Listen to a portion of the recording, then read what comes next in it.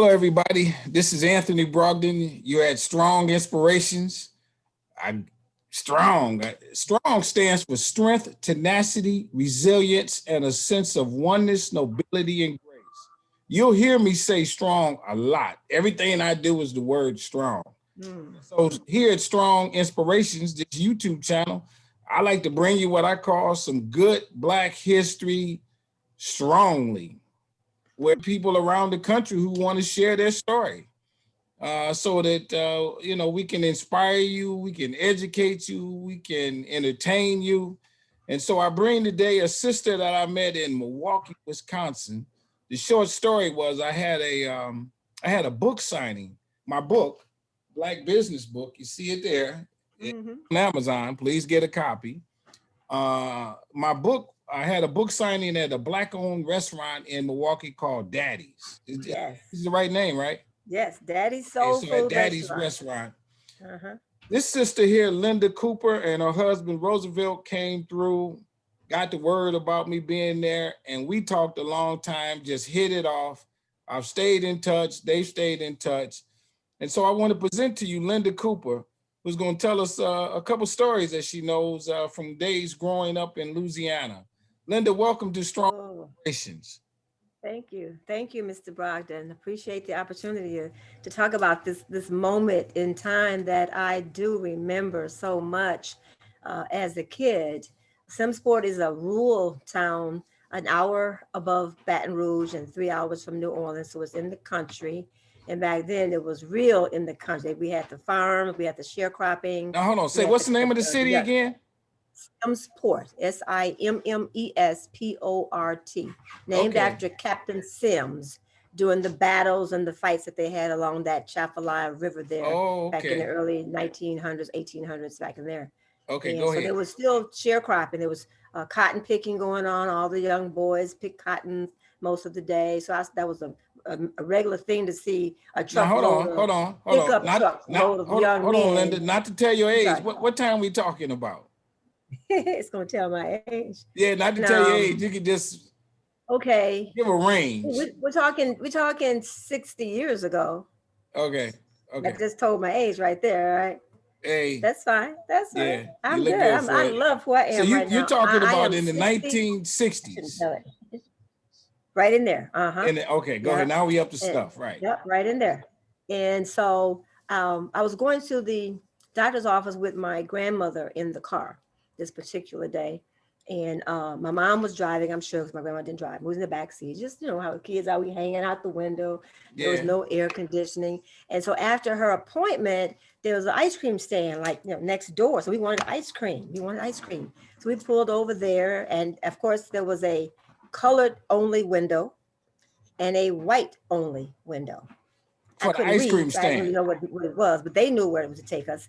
And I'm just sitting looking out the window, waiting for the ice cream cone to come. And I'm looking at a little white girl, and she looked at me, all mean, and she licked out her tongue.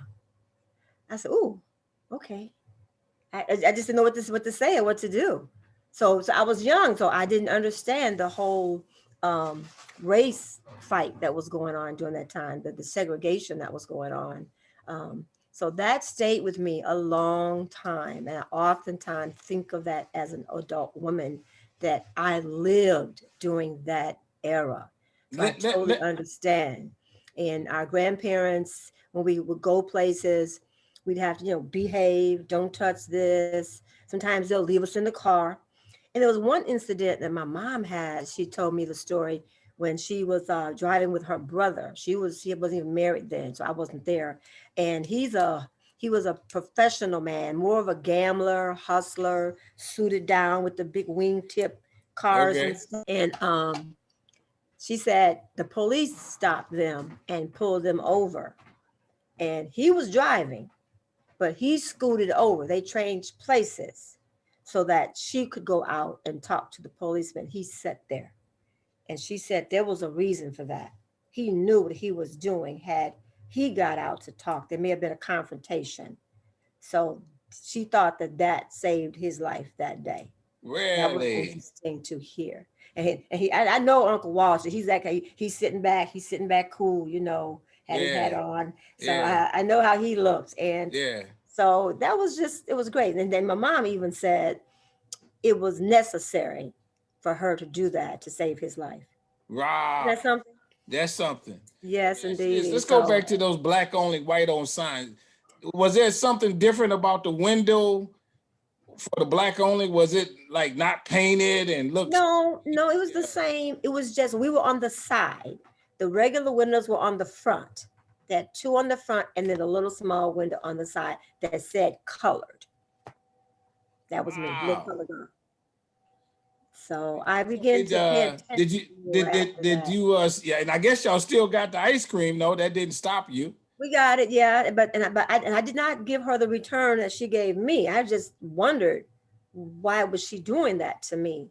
So I think my mom explained some stuff later on. I never did get a real explanation until I got older. But then we moved away from down there. I was about 7 and came to Milwaukee. So I was away from it for a long time and then didn't go back until 1968 and went to school there for a year during the riots here in the United States, in Milwaukee, Detroit had the Yeah. riots of 68, 67, Right. 68. So she Right. said, well, just stay down there, go to school that year. And that was a pivotal year. I learned so much more about my roots. They were still doing the cotton picking those days. So I saw some of the guys from school, they were on the trucks in the morning going to pick cotton instead of going to school, you know. So that was interesting. And just to see the things that Wow. my grandparents did, I was older, more aware.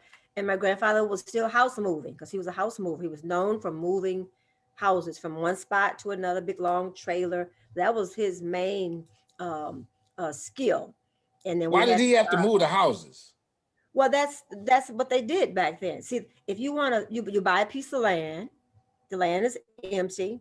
You can either build a house or you can move the house you had from where it was. Because Oh, there were no basements. really? There's no basements. All the houses were up on stanchions, real Yeah. high brick stanchions. So I did this, but they rolled a long like log truck thing underneath it. They jack it up. It takes a long time, but they have to drive slow.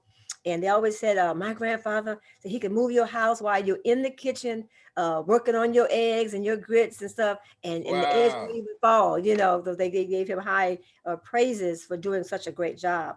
In fact, the house that they live in was also moved to where it is today. Okay. Yeah, so So that's now the your one. family is from Louisiana. Yes. Oh yeah. My mom's dad is from Mississippi. He moved to relocated to Louisiana as a young man. But my father's family is from Louisiana. They were born right there in Oh, that okay. town. We had other Okay. Coopers there. We also have a road called Cooper Drive, which is one of my Okay. uncles. That was a nice tribute. They know of Morris Cooper and Hannah. Yes, indeed.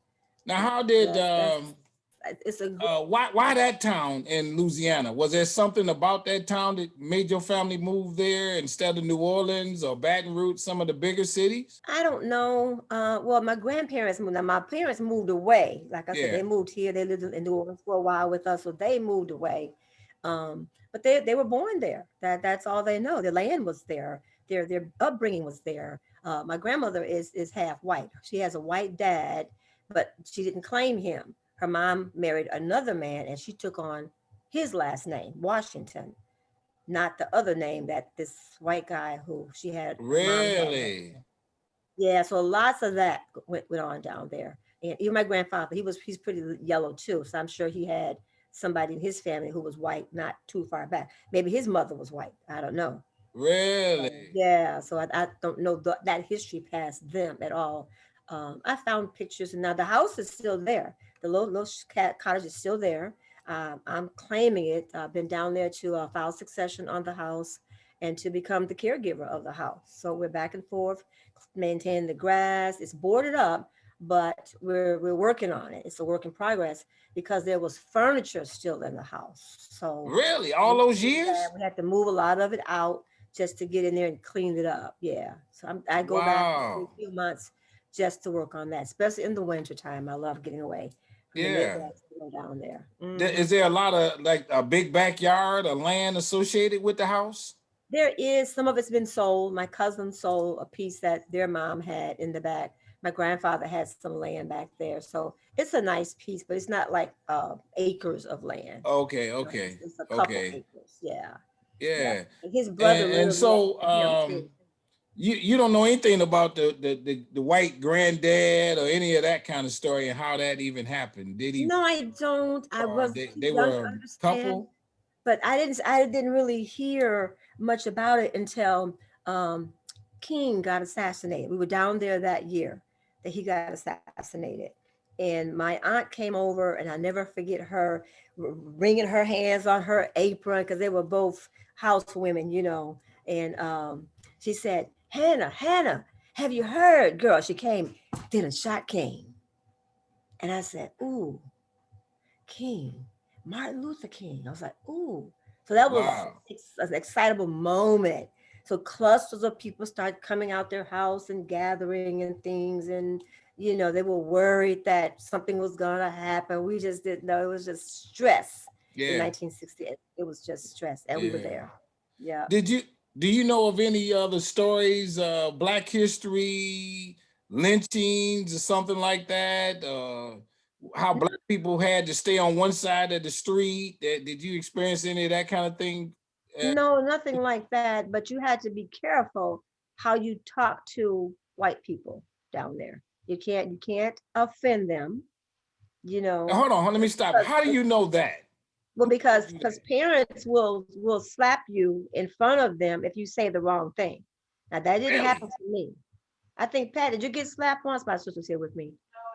That wasn't for that. Okay. So we weren't really, we were good people. We wasn't, our family was from good breed, thank God. And my grandfather had like 8 brothers. They all did well. They all had land, they had farms. And one brother had like 10 acres of land, another 2, 3 miles up the road from us. So Really? they did well. And all of them many of them are light skinned men. So they Okay. probably have land that they got from the land they were already living on, that daddy knew that they were his, and he let them have some land. I'm not even sure of how that went. I'm still Oh, finding okay. data. I'm still looking up stuff. I'm still going through the paperwork that I find. So it's a process to just learn about the history. But we had fun. We had our all black churches. There was no black stores though. I take that back. There was stores like the teenage place and the juke joints and Yeah. those places. And people that sell the churches sold dinners on Sunday, but there were no black owned stores. I tell you that. So there's a few Oh, now. There's more now than there was then. We have an African American mayor who just ran for election for the second term. Just won yeah. again, Mayor Draper. Oh, We love him. In the house that we live in, I was telling you, we moved a house since in the last 2 years that a lady wanted to sell, but she said, but you have to move it, and was like, ooh. So we moved it. It was a big penny, but it was worth it. It was worth every penny. It only mm, went from like one part of the road down and around. It wasn't that far away either. I got you. So it was very exciting to see that process. It was. Let me I ask you filmed this, it, if I may. and Was I filmed it. I did you filmed the whole feel a move. light skin versus dark skin type thing? Oh, always, always. Yeah. I got reprimanded, a couple times from other girls who I didn't look like or something, you know. So I didn't get a lot of that, but it was there. It was subtle sometimes, but the glances, but there was no real fighting that I know Mm. of during that time. So, and we got Did out of there did young. So, did your parents only want you to associate with light skinned people? oh no, not at all. You know what I Mm, mean? That yeah. I see that. I've heard of those stories. No, no, I had multicolored folks in our family. Not at all. Not at all. That was an issue. One other thing I remember as a kid going to school there when I was young, I just had my hair pressed.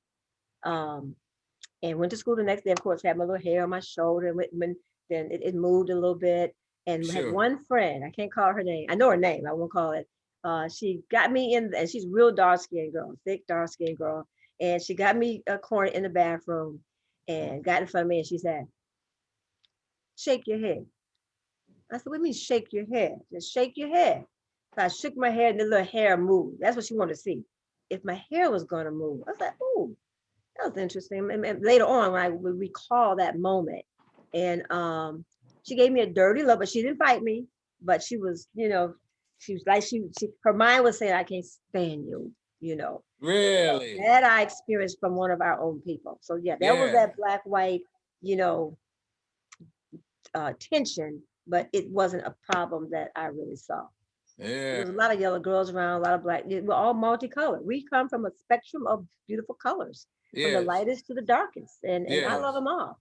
Yeah. Well, Yeah, that's the one thing about New Orleans. New Orleans, has that Creole. Uh, yes. uh, I'm not French, saying it all yeah, the the French Indian Creole. and all that in it that It's made still the a French different colors. state. We still have, the Mardi Gras. They still have certain things they rituals that they do. And the Catholics, that's a big thing for them as well. And I'm Sure, not Catholic and never have been. sure, You sure. know. But you remember seeing them. I'm going back on this before we close out. You remember seeing them picking cotton. Oh yes. Oh yes. All the How time. do you pick cotton? How do you know how people pick cotton? They just okay. Well, they had they're but now it's a truck. It's a machine, but Yeah. they have wagons full of pickup trucks full of men and women.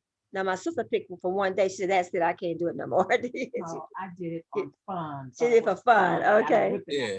Yeah, so she got a whooping after that. But they just pulled the cotton ball off the top of the plant. So just pull and pack, pull and pack, pull and pack. Just And pack it don't in you your got to sack. worry about the thorns or something like They that? didn't care. They didn't care. They were all beat up. Yeah, the thorns were there. There was no. They didn't really have any gloves. Okay, didn't really have any gloves, anything like that. Hmm. And we had, I know some friends that were picking cotton. That's how they make it. Cotton and pecans. Pecans were big because the pecans they would fall off the tree in the fall. And Right. bring that bag of pecans before you go. And there was Right. nice big jumbo pecans. So that was big. So most African Americans, like my grandfather, he had a pecan tree in the front of our yard. He Right. picked pecans to make money. Now my mother's father is a lot different from my dad's father. My Right. mother's father was short. Hand me that picture, Papa Square, before you go, right on the table. He came from Mississippi. You can tell he was from Africa. You can tell there was no white streak in him. He's from Mm. Africa, and he had a I tougher see it. life. I Papa see it. Square standing in his house down there, Yes. which we had to Yes. tear down recently because they vandalized it so bad. So now it's just an empty lot, and we plan to Sure. put a house there. Sure. But Sure. this is a picture of Square Miller and his brother. They were hunters. My grandfather had hunting dogs in the back in the kennel. Um, Yes. he built the first bathroom amongst many folks. We had an outhouse for a long time as a kid, with the outhouse. And he Wow. built a nice, beautiful bathroom and his adjacent to his house, which was Yes. nice. And he had a little smaller shotgun house next door that was Yes. my mom and dad's house. After a while, Yes. we lived there once he got another house on his land. I see. So yeah, his That. brother is he has rifles and shotguns. We call his name is Yes. Hawk. Turned out his name was Squire. Is I'm sorry, is Roscoe. I didn't know his real name. Uh-huh. We called him Uncle Hawk, but we were saying Hawk because one thing is dialogue back there is different. So they were Yes. saying Hawk, and I found out his name was Hawk because Right. he had a hawk eye. He lived in another little town not too far away on the riverbank. And we go Mm. and visit. He had no real lights. He had the little candles. You had to have the little lamps with the oil in it. Wow. And he was a hunter and he fished. And I have pictures and he a photo of him in a zoot suit with his rifle on his knee, sitting on his little funky Wow. car. So I found all of those pictures going through my mom's things and stuff like that. Oh, So I'm hanging on to all that. unbelievable. I have a bunch of it. I do. I have a lot of Yes. history, and I'm trying to put it in like this frame I found at one of our boutiques here in Milwaukee. When I saw the Yes. frame, I said, "Oh, that frame would be great for my grandfather." Yes. Yes. And I bought this from Oh, that's beautiful. yes, So I did. tell us, as we come to a close, let's say, what are you doing these days? You do entertainment stuff. Yeah, I have a Plug a little bit here. modeling and talent production company that I've been doing since I was in my early 20s. After taking a modeling class at 14, now that was an aha moment for me. After I'd come back from down south that year, I went to John Robert Powers. I found that upstairs. Oh, wow, that's interesting. And took that class. And that class, a 17-week class, changed my life. Is that And right? so at 16, I started modeling with a local group doing entertainment shows. in clubs behind the bands and stuff. Sure, And then sure. later on, I developed my own group and starts. I've been doing it consistently, then eventually named it Midwest Talent Productions. It started Okay. off as Nope. Honeybee. It was Uh-huh. Honeybee Modeling and Talent Productions. And then I changed the name to a more area for where I live, which is the Midwest. Right. Midwest. I still do that today. So I'm Okay. coaching more right now, Uh-huh. young adults, kids, teens, and adults. We use that term who want to get into the commercial modeling business as well as runway. Now, what's your website? What's your website? I don't have a website. I just have my Okay. Facebook page right now, and that What's your Facebook page? it's Midwest Talent Productions. Midwest Talent Production on Facebook. Yes, sir. We have been listening to Linda Cooper. She's been sharing us some stories about growing up in Louisiana, Oh yeah. moving houses, light skin versus dark skin, Hmm. making it in America. Little girls licking their Very tongues out, much asking for, for ice cream. Just wanted some ice cream, and yeah, some ice cream. And the girl want to stick her tongue out at. That's correct. and she said, yeah. Well, she Yeah, was maybe taught she that. wanted your ice cream better. No, I think she was taught that. See, we were never taught racism. No one ever said, Yeah, watch out for yeah, white folks. They ain't no yeah, good. Nothing like that. yeah, But evidently she had been yeah, told, watch yeah, out for those Negroes. I don't know, yeah, but she knew that we weren't like her, yeah, and that she lashed out at me that way. That was her way of saying, I don't like you. Why are you here having ice cream where I'm having ice cream at? yeah. Wow, Yeah, unbelievable. they Thank you listen. so very much, Well, Linda, for thank you for joining having me. us. I appreciate it. Everybody, my I have book it. is I have it. I have it in my case over there. I have yeah, both. she got the book, Black Absolutely. Business Book. Yeah. It's on Amazon. It's at businessintheblack.net. Subscribe to this channel. I'm coming with some good content. Wonder it is. Yes, it is Button. great. Hit the notification button. Tell other people about us. Absolutely. I will. I applaud you for what you do Thank and you. your Thank you. passion for what you do and Yeah. keeping the history alive. But we have to Yes. pass it on. Yes. I Thank you say so very that much. all the time. Yeah. Thank you. Thank you. Thank you for Thank being you, here, sir. Much everybody. success. I'm Much coming back success. at you. Thank you, Linda. Thank you, sir. And everybody, have a strong day and stay safe. We will. Thank you so much. God bless. Bye-bye. All righty.